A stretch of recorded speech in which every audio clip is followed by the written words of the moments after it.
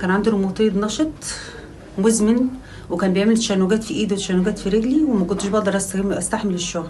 انا كنت بعاني من خشونه جامده، وبعاني من الم شديد في كعب رجليا، وعندي العمود الفقري كله مشاكل، وكان عندي انزلاق غضروفي، وعندي الفقرات كلها اللي اتحركت من مكانها واللي اتاكلت.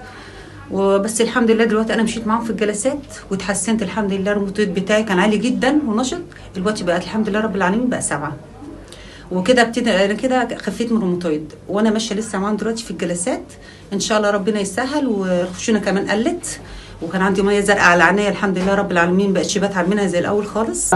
بديت العلاج بتاع الاكسجين النشط، حسيت بتحسن كثير. يعني كنت بكون على طول ليزي مكسله، ما بقدر يعني اكون واقفه، فبكون تعبانه خالص، والم جامد جدا في الركب. فالحمد لله رب العالمين استمريت في الجرعات بتاعت الاكسجين النشط، فالحمد لله رب العالمين اتحسنت كثير.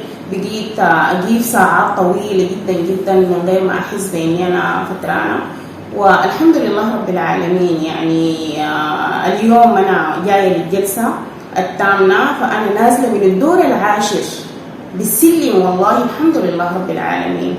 فحاسه بتحسن كبير جدا جدا.